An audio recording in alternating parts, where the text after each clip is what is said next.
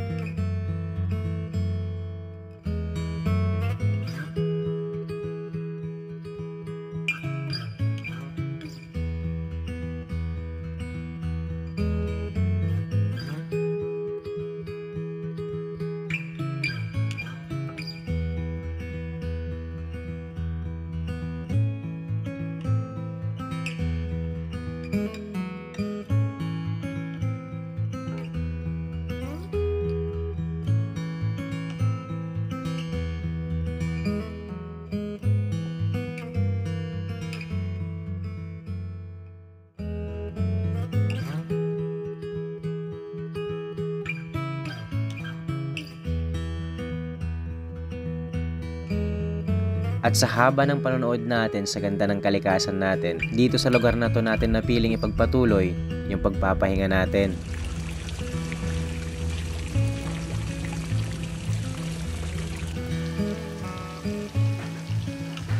Dito na rin tayo naghapunan kasama ng mga kaibigan natin. At maraming salamat sa Zilas Guest House sa paghahanda ng masarap na pagkain natin. At sa pagkakataon na binigay sa atin ni Lord na magkakasama ulit kami at makapagsalo-salo kami magkakaibigan. Sinulit natin ang buong gabi para makapag-relax. At kinabukasan, ito na yung bumungad sa atin.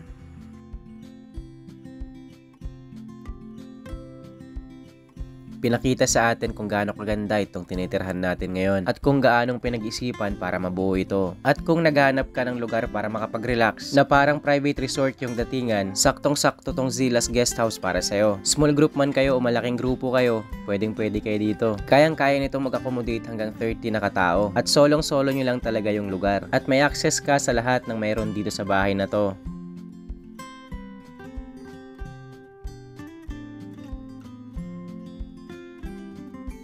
At higit sa lahat, meron silang mga ganda at maluluwag na room.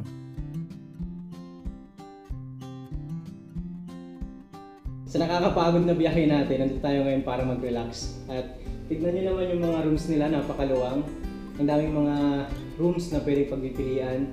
May kung gusto yung couple lang kayo, mayroon. At pang group, mayroon din sila. At napakaganda din ng view dun sa pool nila. Ito yung pang-apatan na room. Yan. So, dalawa dito, dalawa doon.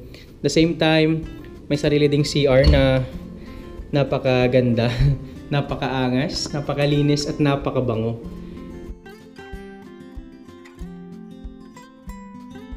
Pakita ko rin naman yung pangdalawahan lang talaga na room nila. Ito yung room nila at nandito rin yung mga kasamahan natin, mga kagala natin. At kasama si Uno naman talaga. Oh.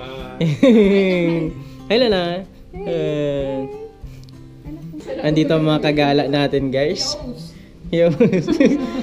So dito, ito yung CR na parang pang common CR. Pero tignan nyo naman, guys, yung common CR nila napakaganda. Ayan oh, di ba? So yung salamin nila nakakapogi. Tingnan mo, chat.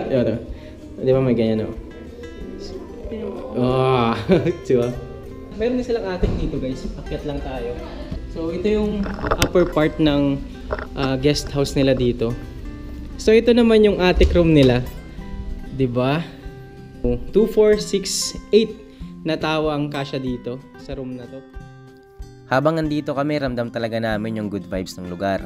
At kitang-kita naman talaga na pinag-isipan tong bahay na to. At bawat sulok at disenyo ng bahay na to ay may kanya-kanya talagang kwento. At kung ano man ang gustong iparanas sa amin ng may-ari nito, naranasan lahat namin yon, ang makapag-relax at makalimutan panandalian lahat ng mga hamon sa buhay natin na meron tayo. Marami tayong mga alaala na nabuo dito sa lugar na to. At kailanman hindi na natin makakalimutan yon. Kaya sa lahat ng mga taong nakasama natin dito, maraming salamat at naging parte kayo ng isang pahina ng kwento natin. At sa taong nasa likod kung bakit andito tayo ngayon, maraming salamat sa oportunidad para maranasan namin to. At higit sa lahat sa ating Diyos na nagpahintulot na maranasan natin lahat ng mga bagay na to. Kaya maraming salamat sa pagsama niyong muli sa biyahe natin na to. We always travel with no limits and create unlimited memories. Kaya tara, sama ka sa biyahe natin at sabay-sabay tayong gumawa ng mga baong karanasan. At muli maraming salamat at mag-iingat po tayong lahat. Nag-enjoy ba ang lahat?